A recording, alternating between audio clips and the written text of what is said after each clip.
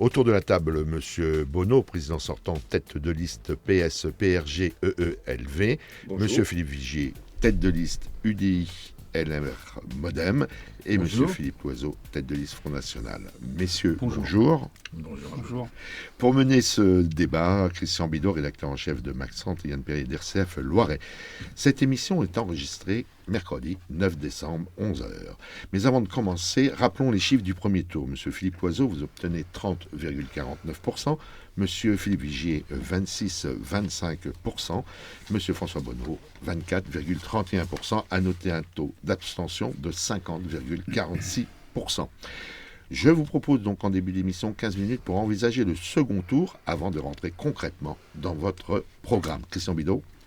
Oui, en Centre-Val de Loire, ce second tour sera donc une triangulaire. La surprise du premier tour, c'est évidemment, comme ailleurs, j'allais dire, le score de Philippe Loiseau, 30%, même si certains sondages l'avaient prévu. Ce qu'ils n'avaient pas vu, ces sondages, c'est le résultat plutôt décevant de la liste de droite et du centre de Philippe Vigier. Vous finissez avec 26% et demi. François Bonneau, président sortant, qui avait succédé à Michel Sapin en 2007 et qui avait été réélu en 2010 avec 28% des voix. Vous ne réalisez que 24%, mais dans la situation de déconfiture des socialistes au plan national, c'est plutôt une bonne performance. Comme prévu, vous ne pourriez être réélu que dans le cadre d'une triangulaire, et j'allais dire grâce à une bonne performance du Front National. C'est le cas, et c'est bien le cas. Philippe Vigier, vous êtes député d'Eure-et-Loir et président du groupe UDI à l'Assemblée nationale. On vous donnait vainqueur haut la main dans les sondages précédents. Or, vous semblez le moins bien placé avec 26-25 en l'absence de réserve apparente de voix pour le second tour. Quant à vous, Philippe Loiseau, vous êtes député européen, ce qui ne nous empêche pas de dire beaucoup de mal de Bruxelles. Et après avoir été la surprise du premier tour, vous n'êtes pas dans les régions qui pourraient être données gagnantes, comme PACA, le Nord-Pas-de-Calais, Picardie ou le Grand Est. La seule façon pour vous de l'emporter serait de compter sur la dynamique du premier tour qui vous a permis de gagner donc cette première manche. Philippe Vigier, je m'adresse à vous en premier. Certaines voix commencent à se faire entendre pour pointer les mauvais résultats des trois régions où l'UDI était tête de liste, c'est-à-dire Hervé Morin en Normandie, François Sauvadet en Bourgogne, et vous dans le Centre-Val de Loire. C'est une première fissure dans l'union de la droite et du centre. Oh, écoutez, je pense que lorsqu'on est au milieu des élections et à la fin du premier tour, c'est un peu sévère comme jugement. D'ailleurs, ça ne reflète pas la réalité. Mais puisque vous parlez de mon score, un peu plus de 26,5%, certains sondages nous avaient placé plus haut. Mais il y a eu un effet important qui s'est traduit dans les urnes dimanche dernier. C'est quoi ? Cet effet attentat qui a remobilisé un peu à gauche et qui fait que le score du président sortant, un peu plus de 24%, a capté une partie de l'électorat de gauche, ce qui fait qu'il aura des possibilités d'avoir de nouvelles voix moins importantes que vous pouvez l'imaginer dans le cadre d'une dynamique de deuxième tour. En revanche, nous, on sait qu'à droite et au centre, eh bien, il y a des électeurs qui se sont défoulés, des électeurs qui ne supportent plus le système politique depuis 30 ans. Et vous savez que moi, j'ai basé toute cette campagne en expliquant qu'il fallait refonder. Refonder à partir justement d'une collectivité, la région, qui doit être une collectivité de proximité. Donc j'appelle tous les abstentionnistes, tous ceux qui ont voté Front National et se sont dispersés, et debout la République, qui sont proches de nous, eh bien de nous retrouver au deuxième tour pour la dynamique de la victoire. Alors on va parler des programmes dans une deuxième partie de ce débat. François Bonneau, vous semblez plutôt satisfait de votre performance de dimanche, mais vous êtes quand même le président sortant et vous ne finissez que 3e. C'est pas un exploit quand même. 3 listes représentaient la majorité que je préside depuis 2010. Ces 3 listes, au soir du premier tour, totalisent plus de 35% des voix, ce qui constitue la principale force politique de ce second tour, devant l'extrême droite, devant la liste de droite. Et en effet, vous l'avez souligné, la droite qui annonçait 10 points d'écart entre sa position et celle de la gauche a été profondément déçue. L'accord pour le second tour est fait. Il est fait par une intégration d'un certain nombre de membres de la liste Europe Écologie Les Verts sur la liste que je conduis pour le second tour. Et il est fait avec un engagement fort dans toutes les réunions, sur tous les marchés, etc., des responsables et des candidats du Front de gauche communiste. Il y a donc une dynamique qui s'opère, une dynamique de second tour qui s'opère pour conforter ces 35% et pour faire que, en effet, la liste que je conduis soit en situation d'être le barrage par rapport à la liste de M. Loiseau, la liste Front National. Parce que vous parlez de fusion, François Bonneau, vérité, j'allais dire, en amont du bassin de la Loire et vérité de l'autre côté, à l'ouest, puisque Jean-Yves Le Drian vient de couper les ponts, si je puis dire, avec les Verts. À propos de Notre-Dame-des-Landes, vous n'avez plus de dissension avec les écologistes sur les aéroports de la région centre? Il y a un point de vue, chacun le sait, qui n'est pas identique de la part d'Europe Écologie Les Verts. Et pour ce qui me concerne, s'agissant de l'aéroport, je me bats aujourd'hui pour faire de Châteauroux un grand aéroport pour la maintenance. Et on a avancé puisqu'on est déjà premier aéroport pour la peinture d'avions. Et je souhaite que l'ensemble des collectivités qui ont engagé le fonctionnement de l'aéroport de Tours continue à le faire en ce qui concerne la région. Elle continuera. Il y a là une distinction entre Europe Écologie Les Verts. On est d'accord sur cette distinction. Je porterai avec détermination mon projet. Philippe Vigier, sur l'aéroport, sur les aéroports, vous avez un point de vue différent, je crois. J'ai un point de vue différent parce que les Verts ont toujours refusé que l'on finance les aéroports à Châteauroux ou à Tours. Et là, on voit bien que cette alliance de la carpe et du lapin et cette union dont parle le président sortant, elle est partielle. Déjà, les communistes ne sont plus là, le front de gauche n'est plus là, le report des voix sera très mauvais. Et on voit bien qu'il y a des désaccords politiques qui vont conduire à l'immobilisme de la région. Donc, c'est pour ça que pour un président de région sortant, arriver troisième, c'est un échec considérable. Philippe Loiseau, sur les aéroports, vous avez un point de vue différent C'est-à-dire que moi, je considère notamment l'aéroport de Tours, je pense qu'il est utile, en réalité, puisqu'il y a une augmentation constante des utilisateurs. Mais ce que j'aurais souhaité en retour, parce que ça sert bien entendu aux habitants de cette région qui s'en servent et c'est très utile. Par contre, ce qui serait très bien et encore mieux, c'est qu'il y a un retour en matière de tourisme. Et je pense qu'il y aura des efforts à faire à ce niveau-là, de manière à ce qu'on puisse avoir des retours, des retours, je dirais, économiques, en matière économique sur cette région. Je voudrais simplement revenir au score, parce que je n'ai pas eu l'occasion de commenter le score. D'abord, je constate que c'est un score historique.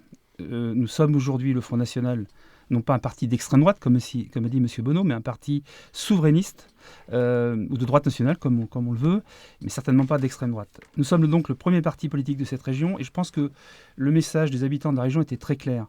La politique désastreuse et antinationale conduite en alternance par la droite et la gauche depuis des décennies doit cesser. C'est le message qui a été donné dimanche.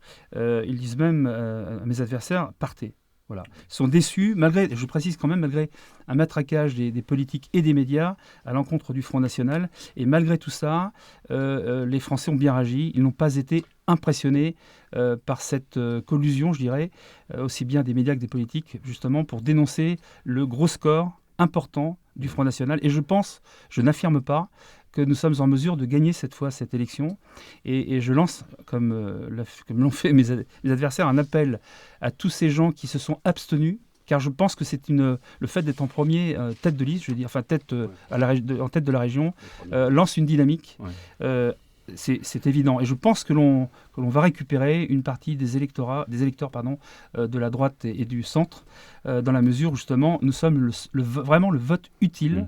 C'est bien le Front National, le vote utile lors de ce second tour. Monsieur Loiseau, vous parlez des médias. Heureusement qu'il y avait les médias, j'allais dire, parce que vous n'avez pas fait vraiment campagne. Médias, je parle surtout des médias nationaux. Alors, je ne vais pas les citer, mais vous les connaissez bien. Pensez-vous vraiment que vos 262 000 électeurs ont voté pour votre programme régional, alors que vous avez très peu fait campagne, ou est-ce qu'ils ont voté surtout pour la photo de Marine Le Pen, qui vous accompagnait sur les affiches? Il y a des petits plus, vous savez très bien, ça fait partie de la stratégie politique. Non, je pense que les gens, je vous l'ai dit, ne font plus confiance dans la classe politique aujourd'hui, voilà, qu'elle soit de droite ou de gauche. Ils veulent tenter de voir ce que les gens du Front National peuvent effectivement sur le terrain produire comme politique, à tout le niveau, en matière d'économie, de finances, etc. Donc moi, je tiens à vous dire quand même que j'en ai pour preuve les résultats dans nos 11 villes conduites par le Front National.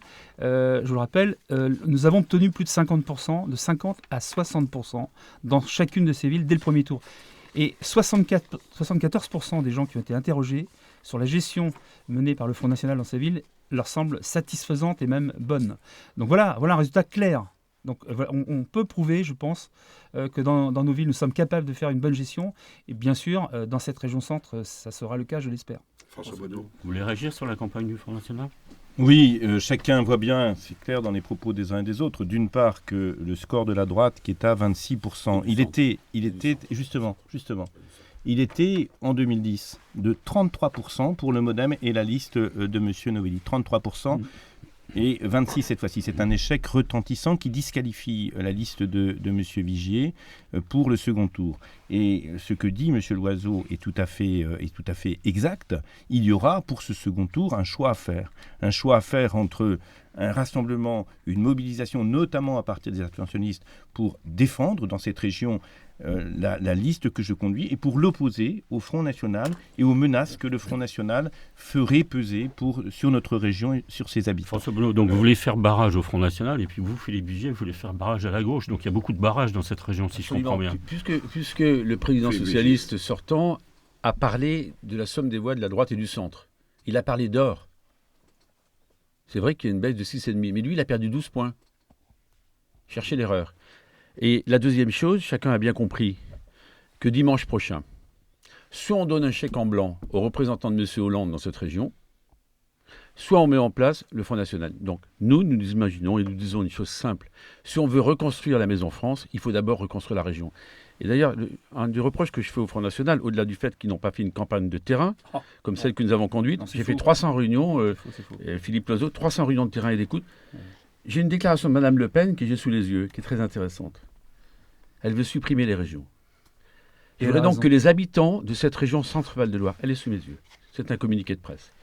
Ça veut dire que les habitants de cette région doivent savoir qu'ils vont voter pour des hommes et des femmes qui sont favorables à la suppression des régions. Alors que les régions, à mes yeux, ont un rôle majeur pour la formation, pour l'emploi, pour les transports. Oui. Bref, je ne comprends pas pourquoi vous présentez dans une élection alors qu'en parallèle, votre chef de file, Marine Le Pen, veut supprimer les régions. Christian Bidot. Oui, Philippe, est-ce que vous voulez supprimer les régions ? Est-ce que vous voulez supprimer aussi le planning familial, comme semble le vouloir le faire ? Je vais commencer par répondre à la suppression des régions, je dirai le reste. Concernant les régions, effectivement, Marine Le Pen a raison. Moi, je suis favorable à la suppression des régions, bien entendu, puisque notre point de vue, c'est d'abord de remettre en place l'État souverain, ensuite les départements, pour être proche justement des contribuables, des gens, du peuple, et ensuite bien sûr les communes, voire les communautés de communes, pourquoi pas. Mais nous considérons que c'est comme cela que l'on doit gérer un pays, une nation, puisqu'on le voit bien aujourd'hui avec les gens, qu'ils soient des Républicains, du Parti des Républicains, du MoDem, de l'UDI, du PES et de bien d'autres partis politiques. Aujourd'hui, la volonté, c'est de faire disparaître les nations et de mettre en place une politique ultralibérale, une politique mondialiste. Et justement, c'est tout le contraire de ce que propose le Front National. Rester souverain avec une monnaie, effectivement. Ça ne veut pas dire qu'on est contre cette monnaie qui s'appelle l'euro. On la souhaite comme monnaie intercommunautaire. C'était juste une parenthèse par rapport à ce qui se passe à Bruxelles. Sur le planning familial. Sur le planning familial, l'engagement de Marion... Vous subventionnez ou vous ne subventionnez pas ?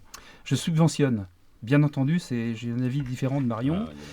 Mais cependant, non mais attendez, c'est un point de vue personnel, après c'est tout à fait personnel.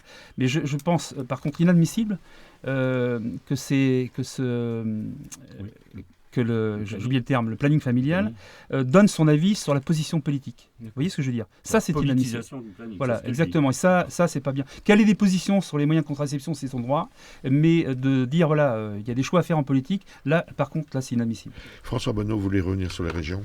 Oui, parler des régions, parce que Philippe Vigier parle en tant que député et Philippe Loiseau parle du département. Moi, je voudrais être régionaliste, résolument régionaliste, parce qu'il s'agit d'une élection régionale. Cette élection régionale, elle est un moment particulier de la vie locale, et je suis en désaccord avec Philippe Loiseau. On ne peut pas gérer l'enseignement supérieur à partir d'un point de vue départementaliste. On ne peut pas gérer le développement de nos grandes filières universitaires et économiques à partir du département. On ne peut pas impulser une politique de recherche, on ne peut pas faire une politique d'aménagement équilibré du territoire. Le département, il a certes des responsabilités dans la proximité sur le social, mais dans les autres domaines, la maille de la région, c'est pourquoi j'ai choisi d'être président de région, la maille de la région est la maille qui fait sens par rapport aux enjeux de demain. Philippe Vigier. Sur les départements. 2 mots. D'abord, je ne parle pas en tant que député, je parle en tant que tête de liste de la droite et du centre pour ces élections régionales. Je suis député et je le revendique pour être plus efficace en tant que président de région à partir de lundi prochain. Mais la deuxième chose, là où je ne comprends pas, Philippe Loiseau, pourquoi vous voulez supprimer les régions ?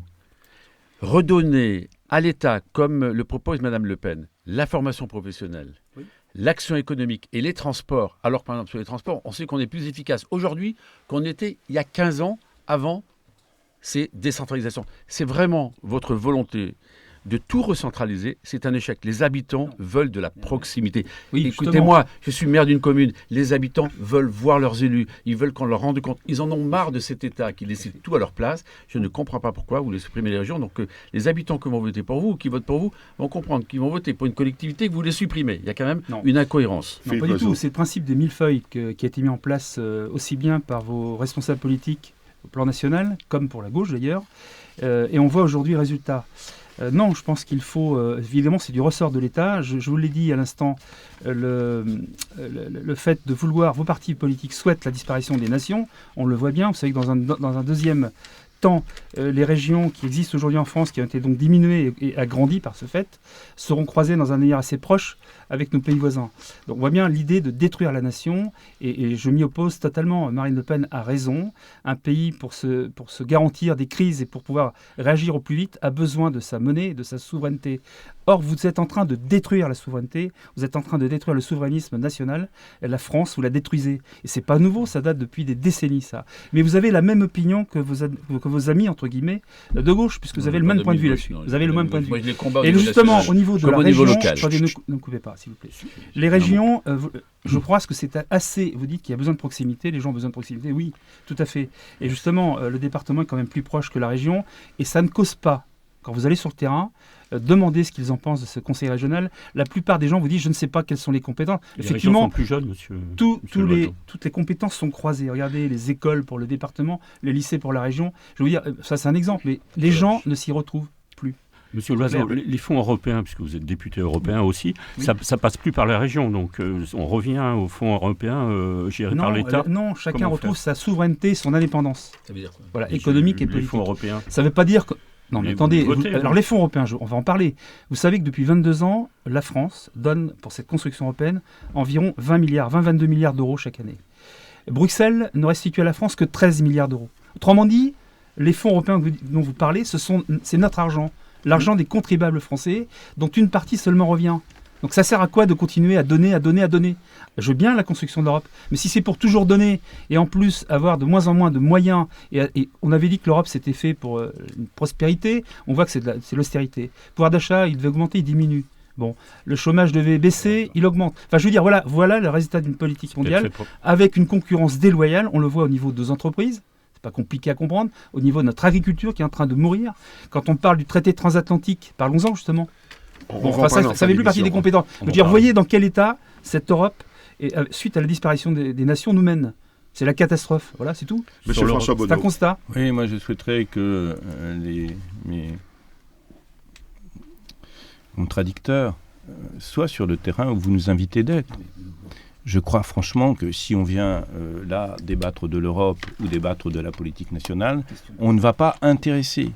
Je voudrais dire aujourd'hui que la région est une collectivité qui a des responsabilités extrêmement importantes. Si nous sommes devenus une très belle région pour le tourisme avec 9,5 millions de visiteurs et 32 000 emplois attachés à ce secteur, c'est parce que la région et les collectivités territoriales, mais sous l'impulsion de la région, nous avons fait la Loire à vélo. Si nous avons des pôles de compétitivité, des secteurs innovants dans la pharmacie, dans la cosmétique, dans le caoutchouc, dans l'énergie, c'est parce que la région a accompagné le développement. Si nous avons aujourd'hui un nombre d'étudiants qui est passé de 53 000 à 61 000, c'est parce que la région a aidé, par exemple, la reconstruction de l'université et de la fac de médecine à Tours ou le développement ici à Orléans des IUT.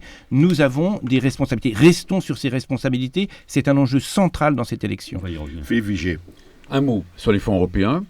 C'est la région qui gère le deuxième pilier de la PAC. Votre alliance contre nature avec les écologistes, Monsieur Bonneau, fait que demain les agriculteurs seront les perdants parce que on sait très bien qu'il y aura des contraintes qui seront imposées par les écologistes. Deuxièmement, vous parlez du tourisme. La Loire à vélo, c'est pas vous qui l'avez créée, elle avait été créée avant, c'est très bien. Mais vous ne pouvez pas imaginer que votre politique touristique, ça soit uniquement la Loire à vélo. Et puis, permettez-moi un point de comparaison de région à région. entre Centre-Val de Loire et Pays de Loire, l'activité touristique chez nous est bien plus faible. C'est la raison pour laquelle nous souhaitons faire une grande politique touristique qui permettra la création de 10 000 nouveaux emplois non délocalisables. Philippe Vigier n'est pas géographe, mais personne ne peut ignorer que par rapport à la région à laquelle il nous compare, il y a un bord de mer qui a une attractivité. Et pour les régions de l'intérieur, la région centre est la première région pour le développement touristique. La carte du éco-républicain a montré le contraire il y a quelques jours. Messieurs, nous allons revenir maintenant à vos programmes que vous proposez au niveau de notre région. Et en lisant un petit peu vos programmes en ce qui concerne la désertification médicale, vous êtes a priori d'accord tous les trois pour mener une politique régionale contre cette désertification. Quelles sont les différences, Monsieur Loiseau? J'étais plutôt assez d'accord avec M. Vigier sur ce plan-là. Je crois que c'est un milieu qu'il connaît bien. Et on peut lui faire confiance dans ce domaine-là en tout cas. Merci. Je pense que les maisons de santé pluridisciplinaires sont une très bonne chose, bien entendu, dans la ruralité qui, vous le savez, est très pénalisée par cette désertification, mais c'est lié aussi, tout ça est transversal. La santé dans notre ruralité, elle est assez éloignée de nos compatriotes, puisque effectivement il y a un manque de médecins dans nos petits villages. Mais il n'y a pas seulement que ça. Dans nos villes aussi, monsieur. Dans nos villes également, mais en particulier, et justement, c'est ce que nous disent, et vous l'avez vu lors du vote de dimanche, la ruralité se plaint d'être les abandonnés, les laissés pour compte.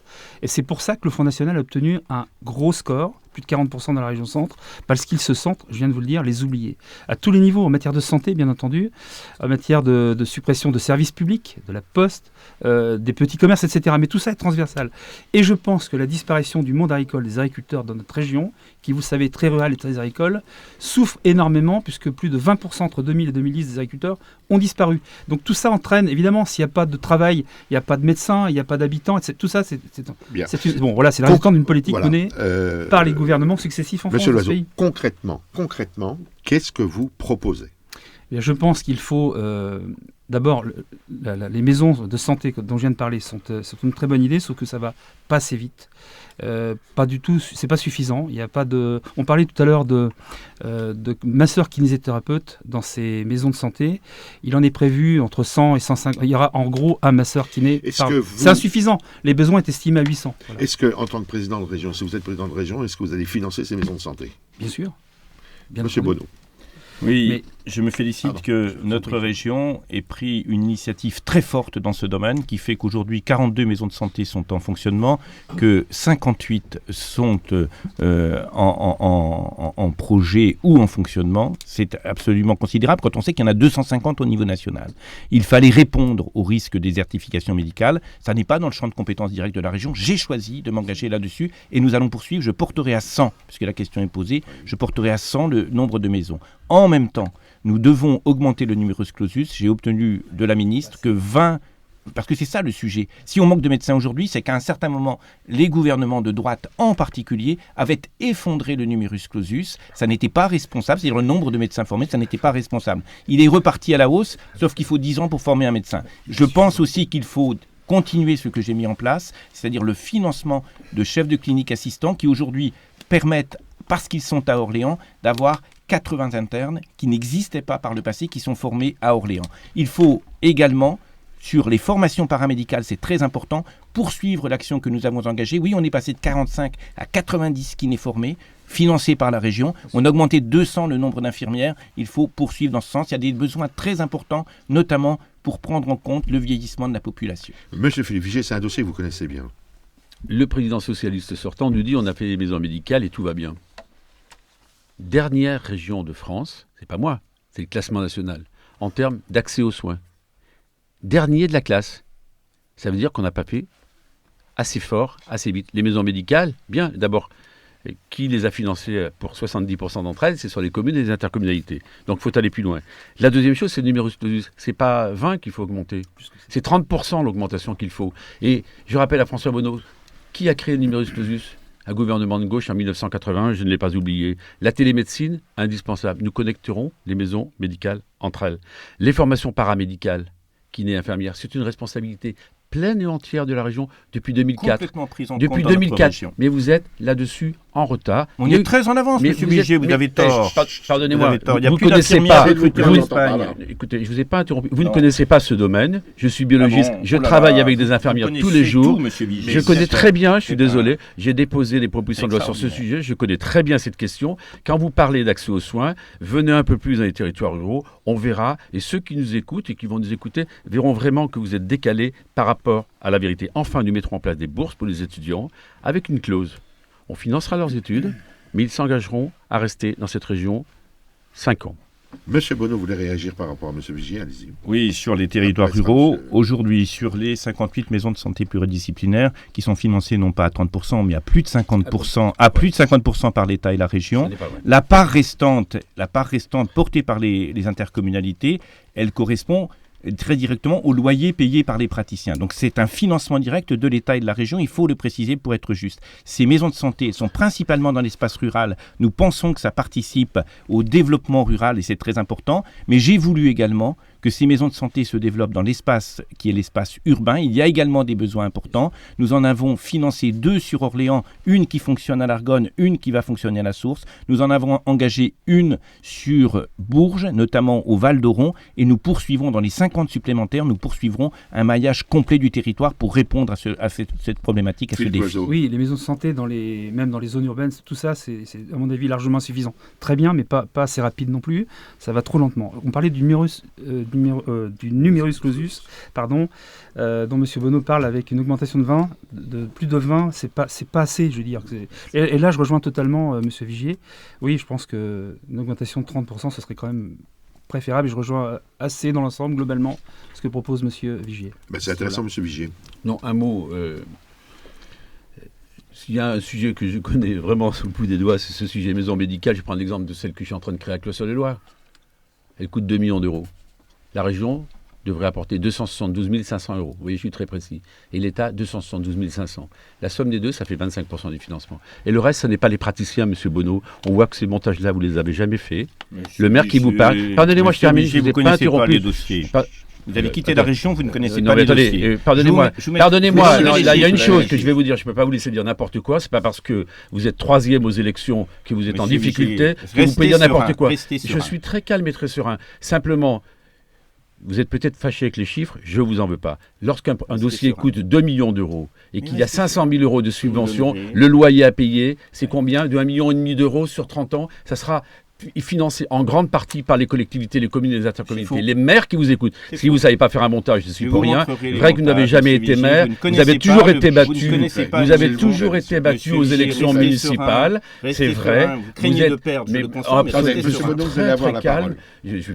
C'est vous qui m'agressez, mais je comprends bien que vous soyez un peu tendu, c'est normal, à quelques jours du scrutin. Mais simplement, ne pas savoir faire le calcul d'un loyer Restez pour un serein, président de monsieur. région sortant, c'est pour le moins étonnant. Monsieur Bonneau, vous allez répondre, s'il vous plaît. Oui, très concrètement, les maisons de santé Voilà. pluridisciplinaires, je peux vous donner des chiffres très clairs aujourd'hui. 42 sont en fonctionnement. Sur ces 42 qui sont en fonctionnement, l'État et la région a apporté en moyenne 50% de l'investissement. Le reste est porté par les intercommunalités et je remercie les maires qui se mobilisent, mais ils se mobilisent aussi avec les professionnels de santé parce que c'est d'abord les professionnels de santé qui font les MSP. Ils se mobilisent avec eux et lorsqu'ils apportent le complément de l'État et de la région, ils obtiennent en loyer ce qui correspond au remboursement d'emprunt et c'est centralement vrai. l'État, la région, Eh les bien, intercommunalités eh bien, je qui vous font ces apporterai projets. le montage financier Voilà. et vous verrez que ce que vous dites est faux. Messieurs, Je vous en veux pas de pas on a savoir. d'autres dossiers. Je vous en veux aussi. pas de pas savoir, S'il mais vous c'est plaît. dommage pour un président de région de ne pas le savoir. Voilà. Messieurs, s'il vous plaît, nous allons passer donc à un autre dossier que vous portez,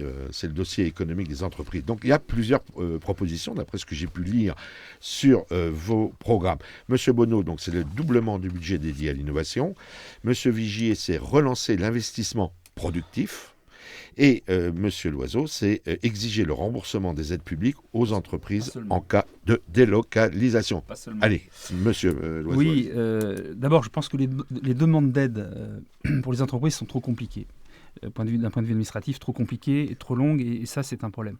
Je pense que dans cette région, il faut dynamiser, d'un point de vue régional, cette politique économique, en mettant des fonds régionaux, en donnant des fonds régionaux justement à ces petites entreprises que sont les PME, PMI, TPE, artisans, commerçants, qui sont le tissu, qui représente 90% du tissu économique de la région, et pas seulement de la France, c'est à peu près la même chose.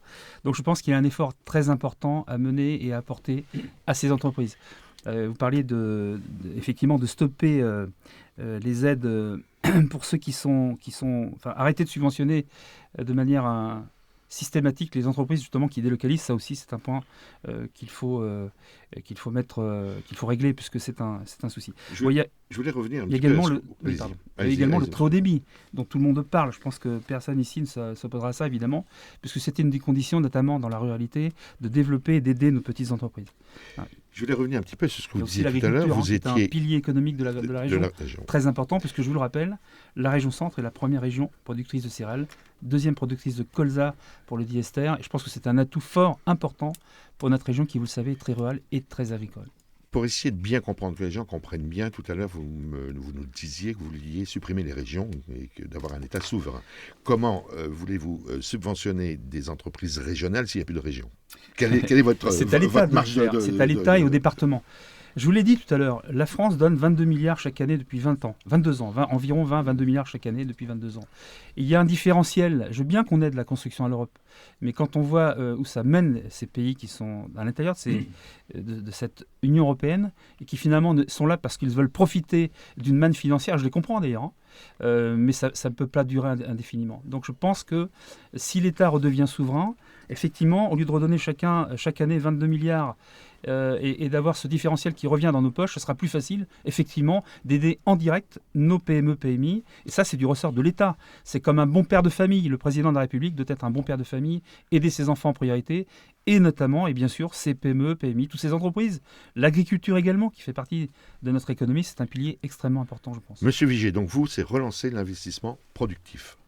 C'est la raison pour laquelle je crois à une collectivité régionale forte, une région forte, pour faire un plan de relance. J'ai proposé qu'on mobilise 100 millions d'euros de la région, que ça fasse 500 millions d'euros avec les collectivités. Ça nous permettra de sauver 10 000 emplois parce que ce secteur du bâtiment travaux publics est très exposé. 2, un programme de simplification. Et là où je ne comprends pas les arguments de Philippe Loiseau, plus on éloigne la décision du lieu où on doit aider l'entreprise, et bien plus on sait bien que l'inefficacité sera au rendez-vous. Donc moi, je veux simplifier toutes les procédures. Je veux évidemment renforcer le patriotisme économique, faire de la préférence régionale, développer le secteur touristique, je l'ai dit tout à l'heure. Et pour moi, il est indispensable que le maillage de proximité, PME, PMI, les artisans, les commerçants, les prestataires de services, on les aide. Car l'enjeu, c'est quoi ? Dans les prochaines années, c'est la transmission d'entreprise. Pour cette transmission d'entreprise, on sait qu'il y aura beaucoup de fermetures. Donc, c'est la raison pour laquelle nous proposons, dans nos mesures économiques, un pacte de relance pour la ruralité qui permettra à la région d'intervenir massivement. Ça n'est que la même chose que j'ai fait au niveau local avec ma petite communauté de communes que je souhaite généraliser sur l'ensemble du territoire régional. 30 secondes, Philippe. Pour revenir à la région, mais je trouve un truc incroyable. C'est la France, enfin l'État français se débarrasse de ses compétences sans en donner les moyens aux collectivités, notamment les régions. Le problème, il est là aussi. C'est bien beau de faire des promesses, de dire voilà, je vais investir tant dans tel domaine, dans les transports, dans l'agriculture, etc. Mais il y a aussi des économies à faire. Et je pense qu'aujourd'hui, on en est dans un système où il y a une gabegie qui se met en place avec des tas de promesses. C'est vrai qu'on les fêtes arrivent bientôt là. Mais bon, c'est pas une raison pour faire des promesses. Moi, je n'ai pas envie de faire beaucoup de promesses, d'en faire de trop et ne pas les tenir. Le problème des hommes politiques aujourd'hui en France, qu'ils soient de droite ou de gauche, c'est qu'ils ne cessent de faire des promesses sans les tenir. Voilà d'ailleurs ce qui a fait que le Front National a fait un gros score dimanche dernier. C'est une des raisons, pas seulement, mais c'est une des raisons. C'est bien beau de faire des promesses, mais encore faut-il les tenir et arriver au bout. On voit bien la lenteur des projets qui n'aboutissent pas, tant en matière de transport, à tous les niveaux. À tout niveau. Justement, les Français ont sanctionné ces deux grands partis politiques parce qu'ils mentent sans arrêt.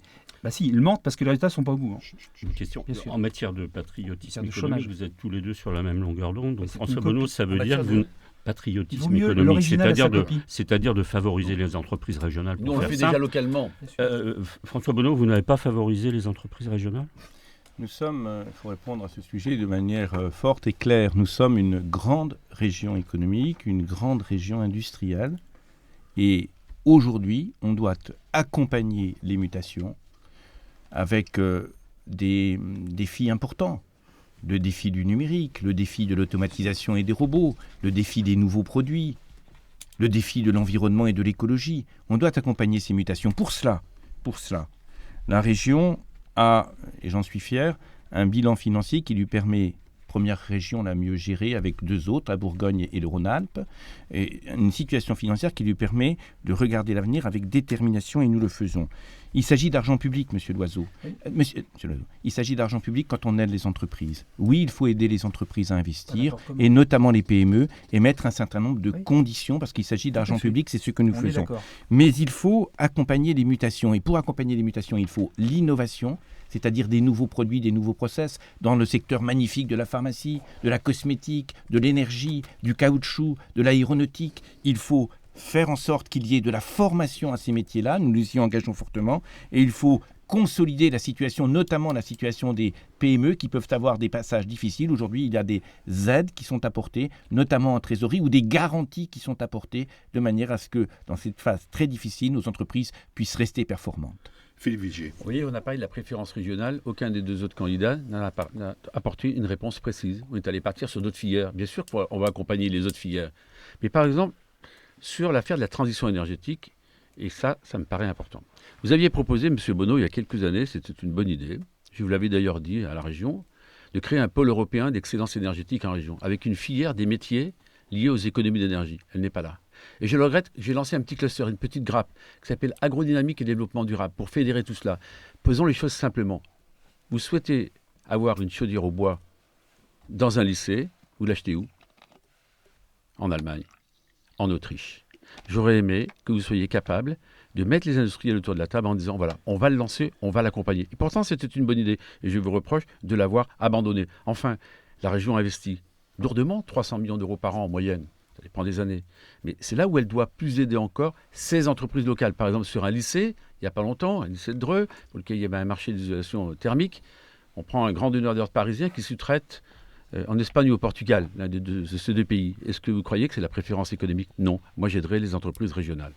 Monsieur Bonneau, après Monsieur Loiseau. 98% des marchés qui sont passés en région sur nos lycées sont des marchés qui sont allotis, c'est-à-dire qui ne donnent pas la possibilité d'aller chercher les très grandes entreprises dites en procédure d'entreprise générale. Par ailleurs, sur l'énergie, nous avons, vous le savez, j'ai mené un combat violent, fort, contre une décision qui était la fermeture du CEA dans notre région. Pourquoi? Pour le CEA lui-même, ce combat a été gagné, 600 emplois sont maintenus dans notre région, pour le CEA lui-même et ses salariés, mais aussi parce que le CEA, avec une entreprise qui s'appelle ST Microelectronics, parce que avec des PME, ce CEA est au cœur de la performance énergétique. Et aujourd'hui, notre région est fière d'avoir investi un gros projet recherche pour les matériaux qui vont permettre de stocker l'énergie dans la proximité. Nous avançons dans ces domaines et nous sommes très certainement dans la phase qui vient en situation de lancer une filière industrielle sur ces batteries du futur, sur ce stockage d'énergie. C'est ça aujourd'hui la recherche qui aboutit, c'est ça l'innovation, c'est ça notre conception du développement économique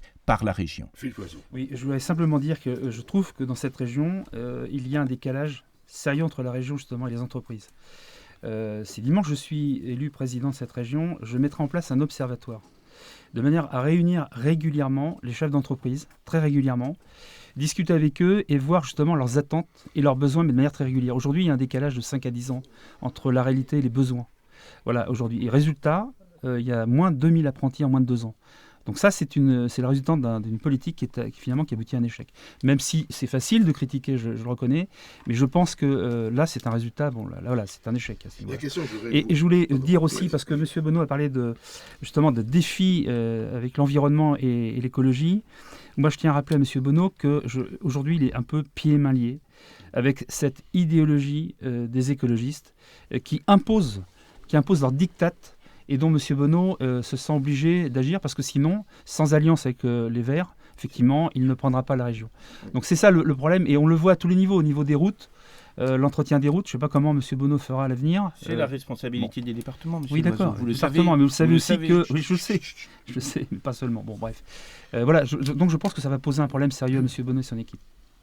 Moi, la question que je voulais vous poser à vous trois, par rapport au développement économique, est-ce que c'est le rôle de la région de subventionner des entreprises qui, elles, vont gagner de l'argent? Donc, il y en a besoin. Oui. D'abord, moi, ma vision, c'est quoi? C'est qu'il faut investir massivement dans les filières, parce que les filières, c'est ce qui nous permet, regardez la cosmétique, il y a 20 ans, c'était une petite association. Regardez ce qu'elle est devenue maintenant. C'est la mise en réseau des entreprises. C'est le paquet à mettre sur l'innovation. La région met un peu d'argent sur l'innovation depuis quelques années. Il faut aller plus loin, notamment j'unifierais, vous voyez, pour simplifier encore, ce que fait la Banque publique d'investissement et ce que fait la région. Un seul service instructeur. Parce que l'innovation, c'est l'emploi de demain, c'est la recherche. L'usine du futur, c'est là où la région doit accompagner les entreprises plus encore. Moi, je mettrai vraiment le paquet sur ces filières et PME, PMI et ce qu'on appelle les ETI, ce sont les établissements intermédiaires, pas les très grands groupes. Les très grands groupes, on peut intervenir sur de la formation, mais ce n'est pas la peine. Ce qu'ils veulent, c'est qu'on soit là pour accompagner leur démarche, être facilitateur. C'est ce que je fais au quotidien sur mon territoire. Christian Bidot. Oui, vous avez parlé de 100 millions d'investissements de la région. Vous les mettez sur quoi? Sur les routes notamment? J'ai expliqué tout à l'heure. On les mettra sur quatre domaines. Les routes, parce que ça soutiendra le secteur du bâtiment travaux publics qui est en immense difficulté. Toute la transition énergétique, bâtiment, économie d'énergie, que ce soit des départements, de la région, des agglomérations, des intercommunalités. Troisième sujet, l'accessibilité handicapée. On sait très bien qu'il faut aller plus vite et plus fort. Le très haut débit, parce qu'il faut accélérer le programme de déploiement et j'ai prévu de mettre plus d'argent avec le conseil régional parce que ça, c'est évidemment lutter contre la fracture numérique. Donc vous voyez, c'est des choses très concrètes et ça ira vite. On va lancer ça dès janvier et j'ai déjà d'ailleurs vu les présidents de département pour avec eux faire un certain inventaire des projets prêts à partir. François Bonneau, vous mettez de l'argent sur la transition énergétique essentiellement parce que vous êtes avec les Verts? La région, grâce à sa bonne gestion, investit aujourd'hui en 2015, c'est précis, 317 millions d'euros. 317 millions d'euros et j'ai l'ambition pour 2016 de poursuivre cet effort considérable. Donc je crois qu'une bonne gestion, ça n'est pas une gestion yo-yo, j'investis beaucoup cette année et je rembourse pendant 10 ans. Ça n'est pas une bonne gestion. Il faut s'engager durablement pour l'investissement. J'observe que la région est une des très rares collectivités dans l'espace régional à avoir régulièrement augmenté son investissement et nous allons continuer à le faire. Et il faut le faire au service des bâtiments régionaux, je pense bien évidemment au lycée, mais je pense au CFA. Regardez ce que nous avons fait concrètement, on va le poursuivre. Il faut le faire par rapport à la performance énergétique des bâtiments, parce qu'on a un retour sur investissement. Il faut le faire par rapport aux ferroviaires, parce qu'il y a des retards sur l'entretien et nous sommes en train de les combler. Il faut le faire par rapport à l'aide aux collectivités territoriales. 80 millions chaque année du budget de la région retournent aux collectivités territoriales, aux petites communes, intercommunalités, aux agglomérations pour les projets d'avenir, qu'ils soient sportifs, culturels, économiques. Oui, alors, je trouve ça assez intéressant ce que vous venez de dire tous les deux en matière d'économie et d'aide aux entreprises notamment. Tout ce qui touche en fait à l'économie de la région. Je tiens à vous rappeler quand même que tous les deux, enfin vos deux partis respectifs et vos partis amis, ont soutenu cette politique ultralibérale et de libre-échange dans cette Europe. Je suis désolé de revenir à l'Europe, mais c'est un constat. Parce que vous avez soutenu, vos amis soutiennent cette politique qui aujourd'hui détruisent nos emplois. Vous le savez, il y a une concurrence déloyale qui se met en place, notamment dans le bâtiment. C'est pas à vous, M. Vigée, je vais le dire, ni vous, M. Bonneau. Vous le savez parfaitement, ça concurrence de manière déloyale nos entreprises. Vous avez beau dire, on va les aider. Oui, c'est vrai, il y a des choses à faire. Mais d'abord, arrêtez de mettre en place cette politique. Non, mais alors, il ne faut pas soutenir cette politique mondialiste d'ultra libre-échange qui menace non seulement les PME de notre pays, parce qu'ils sont concurrencés directement par notamment, on parle souvent des plombiers polonais ou roumains. En attendant, c'est la réalité du terrain. Ça concurrence bien sûr notre économie, au niveau de notre économie, l'agriculture, qui est touchée de plein fouet par cette politique agricole commune qui est en train de détruire notre agriculture et tout notre tissu économique. Voilà, donc il faut arrêter de dire au niveau de la région, on va tout faire pour aider. Bien sûr, on peut faire des choses. Mais malheureusement, et vous le savez, puisque l'État se débarrasse de ses compétences, je le répète, mais c'est important de le dire, eh bien, voilà, ça complique la donne et c'est vrai que les moyens sont assez limités. Donc c'est facile de faire des promesses, surtout en fin d'année, au moment des fêtes, et de mettre un paquet de chocolat sous le sapin aujourd'hui. Le président Bonneau, tout à l'heure, a parlé des contrats avec les collectivités. Oui. Moi, je voudrais vous parler de la politique de la ville. Dans votre programme, vous dites on supprime la politique de la ville pour redéployer vers les zones rurales. Ça veut dire que les quartiers comme Saint-Aignan à Pithiviers, comme les Battes à Dreux, c'est pas ce que j'ai dit du tout. J'ai dit qu'on pense à la politique de la ville, très bien, mais on oublie la politique de la ruralité. Et j'estime qu'il faut redistribuer une petite part pour commencer. Mais attendez, c'est un choix politique. La ruralité, je vous l'ai dit, les gens, on le voit bien encore, le constat dimanche dernier, ils se sentent les oubliés. les oubliés, voilà, les laisser pour compte. Donc j'estime que la politique de la ruralité, qui se désertifie en plus, vous le savez, a besoin d'être aidée. Donc je pense qu'il faut mettre en place une politique de la ruralité qui doit être aidée, et ça veut dire qu'il faut une répartition des fonds, pas forcément très importante au début, mais enfin il faut y penser sérieusement parce que c'est une nécessité. Donc, François Bonneau. On redéploie les fonds sur les zones rurales. Vous êtes d'accord avec ça? Il faut considérer qu'il n'y a pas des urbains et des ruraux. Les habitants des espaces ruraux ont besoin d'un certain nombre de structures et de services qui sont dans les villes et dans les grandes villes. Et les habitants des villes et des grandes villes ont besoin d'une ruralité dynamique en termes de production, etc. Il ne faut pas opposer. C'est la raison pour laquelle, au moment de la mise en place des contrats de pays, nous avons en même temps choisi d'avoir une politique de l'agglomération, un soutien important à l'agglomération. C'est pourquoi je vous disais tout à l'heure sur les maisons de santé pluridisciplinaires qu'on ne pouvait pas opposer la ville à la campagne. Il y a aujourd'hui des secteurs qui sont des secteurs dans le besoin au niveau des villes et il faut aujourd'hui être très attentif aux personnes qui vivent dans ces secteurs. Moi, je pense en particulier à la jeunesse. Vous savez, un jeune, qu'il soit de l'espace rural ou de l'espace urbain, il pense à son avenir. Il pense aux enjeux de l'emploi et de la formation. Il pense aux enjeux du déplacement. Donc, je crois que, je le dis souvent à Philippe Loiseau, on ne trouve pas les solutions dans une société en opposant les uns aux autres. On trouve les solutions en pensant le devenir de l'ensemble du territoire, et c'est ce que fait la région très concrètement, ce qu'elle continuera à faire quand je la présiderai à nouveau après dimanche prochain. Philippe Vigier. Sur ce sujet. Je vais vous répondre, mais très rapidement, si vous le permettez. Je ne divise pas, je ne cherche pas à diviser. Je prends un exemple très simple, dans les cantines des lycées par exemple. Moi je suis favorable à ce que on arrête ces repas de substitution. Là c'est faire de la division. Voilà. Par rapport à des religions, Non, mais Philippe, je dis la même chose pour tout le monde. C'est ça la laïcité. Non, mais la laïcité, j'en entends, on m'en rabat les oreilles tous les jours. Je vois ce qui se passe dans le lycée. Pourquoi faire des repas de substitution? Notamment, c'est un exemple. Dans l'armée, c'est la même chose. Je trouve ça inadmissible. Moi, je suis un débat sur la laïcité. Je suis totalement disponible. Oui, puis ça serait bien qu'on reste sur les thématiques parce que sinon, on peut. C'est la politique de la ville. Absolument. C'est l'équilibre territorial. On ne doit en aucun cas opposer la ruralité aux villes. Je ne m'oppose pas personnellement. Simplement, 67% de la population habite dans la ruralité ou les petites villes. Ça veut dire quoi? De villes de moins de 10 000 habitants, la géographie l'explique tout ça. Ça veut dire qu'il faut faire un effort complémentaire. Je vais prendre un exemple sur le très haut débit. Quelle est la situation que l'on vit? La fibre optique à l'heure actuelle, sur la ville de Chartres, elle arrive parce que l'opérateur la finance jusqu'à l'habitant. Comment ça se passe dans un territoire rural? Vous allez comprendre pourquoi les gens ont voté pour les extrêmes dimanche dernier. Alors les extrêmes, non. Attendez, non. Arrêtez ce terme. Ils se sont dispersés. C'est inadapté, pourquoi ils ont voté la colère? Pourquoi ils ont émis ce vote? Parce que simplement, en milieu rural, Philippe, je suis en train de le faire chez moi, donc je peux vous expliquer comment ça se passe. Non seulement ma petite communauté de communes, elle paye 20% de la facture, et je n'ai toujours pas la fibre à l'habitant, on fait simplement une montée de débit. C'est-à-dire qu'on leur permet à ces gens-là d'avoir 10 mégas, quand en ville, il y a 100 mégas. Ils considèrent que c'est insupportable. Un deuxième mot, je dis ça au président socialiste sortant, les cartes grises ont augmenté de 120%. L'endettement, il s'est aggravé. Je ne suis pas contre un endettement, à la condition que ce soit un endettement qui permette de relancer l'activité économique. Mais dans cette région, dernier mot, sur le chômage, où il augmente beaucoup plus vite qu'en France, je rappelle que pour le seul mois d'octobre 2015, 1,8% d'augmentation du taux de chômage dans cette région. On va changer de sujet, on va passer au transport. Monsieur Bonneau, oui, je voudrais dire que le problème d'aménagement du territoire est fondamental et que la collectivité régionale doit être extrêmement attentive à cela. Je veux dire, Monsieur Vigier, que le choix qui a été fait au niveau national, puisqu'il est député, pour le déploiement du très haut débit n'est pas un bon choix.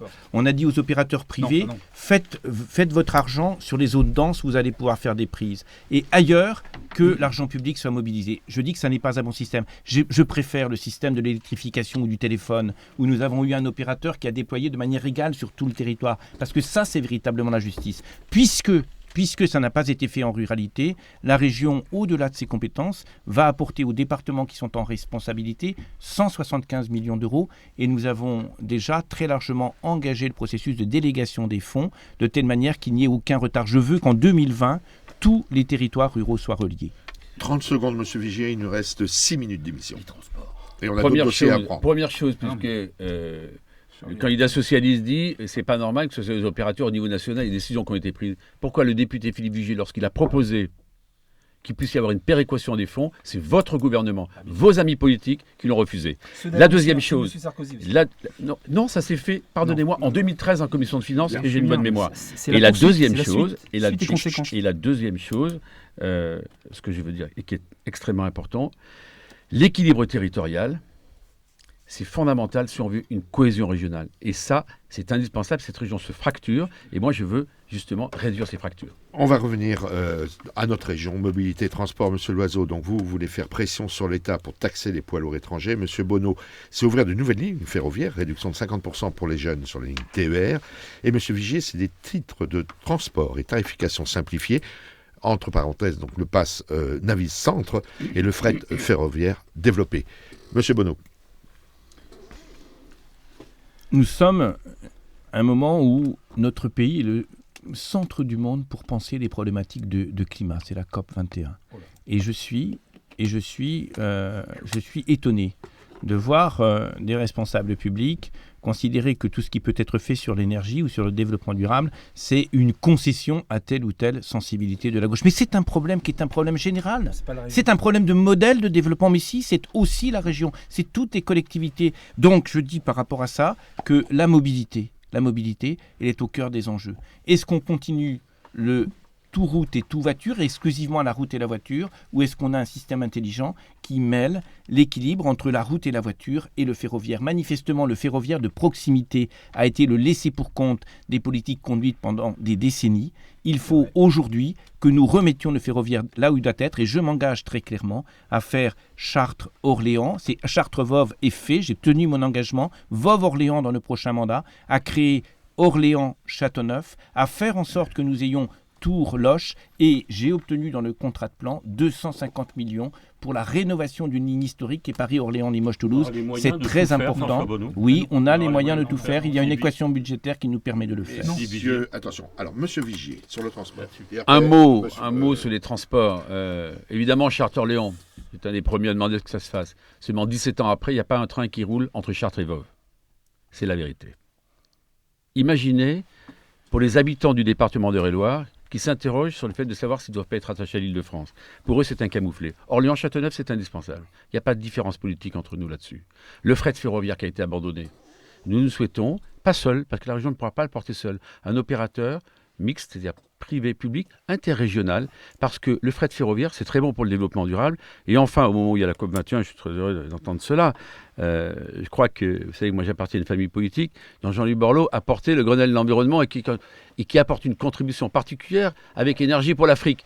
J'espère que le gouvernement va enfin reprendre les propositions que nous avons faites. Vous avez entendu l'écologie, Monsieur Loiseau, s'il vous plaît, messieurs. Je parle de Jean-Louis Borloo. S'il vous plaît. Monsieur Loiseau, donc vous voulez faire pression sur l'État pour taxer les poids lourds étrangers. Oui, notamment, effectivement, mais pas seulement. Là, on va revenir. Enfin, oui, bien sûr, on est d'accord là-dessus. Simplement, pour revenir à ce que viennent de dire messieurs Vigier et monsieur Bonneau, il faut savoir que les promesses, encore des promesses, ça fait longtemps qu'on entend parler de l'axe à 2 fois 2 voies à Chartres-Orléans pour lier Chartres à la capitale régionale. Ça n'est toujours pas fait, ça a été fait que de manière partielle, et on sait très bien que quand on fait les choses de manière partielle, par étapes, ça coûte beaucoup plus cher au final. Parce que les écologistes ne voulaient pas financer non plus. Oui, exactement. C'est pour ça que je dis que M. Bonneau est pieds et mains liés avec l'idéologie des Verts. Effectivement, parce qu'on parle... Ils ne voulaient pas qu'on finance. Voilà. Alors je finis. Non, on vient de dire la 2 fois 2 voies. Si c'est possible. Voilà. Écoutez la phrase de M. Loiseau. Simplement de dire que je vous rappelle que le budget prévisionnel prévu pour la ligne ferroviaire Chartres-Orléans, contre lequel, je l'avoue, on s'est opposé. Pourquoi ? Parce que c'est un chantier, une dépense pharaonique. Budget prévisionnel 250 millions d'euros il y a quelques années, 6 ans. On sait très bien qu'au final, le montant sera au moins doublé. Et je suis peut-être optimiste en le disant. Donc moi, ce que je propose, c'est que le chantier est avancé. Bon, je suggère qu'il faut s'arrêter à Voves. Bien sûr, il y aura des utilisateurs qui sont intéressés par cette ligne, mais ça va coûter beaucoup trop cher. Et vous savez que l'axe Chartres-Voves, qui était prévu à 70 millions au départ, ça coûtera sans doute plus de 100 millions d'euros. Donc je pense qu'il faut s'en arrêter à Voves. Monsieur Vigier tout à l'heure parlait de fret, effectivement, en matière de céréales notamment. Je pense qu'il faudra utiliser cette voie puisqu'elle est très agricole, cette région. Je pense que ça serait une utilité importante. Et je pense que les étudiants qui ont besoin effectivement de transport, on peut très bien aménager un service de car, ce qui est déjà le cas, mais l'augmenter pour aider les étudiants à aller à Orléans ou à Tours. Christian, Et si je dis qu'on s'arrête à... Excusez-moi, mais c'est juste allez-y, important de allez-y, dire qu'on monsieur s'arrête à Vauve. Voves, c'est parce que notamment les étudiants peuvent très bien reprendre la ligne de Voves pour aller à Tours, notamment pour leurs Juste études. juste un mot sur les associations, puisque ça a été une pomme de discorde entre la majorité et l'opposition. Qu'est-ce qu'on fait? On continue les CAPASO à les financer.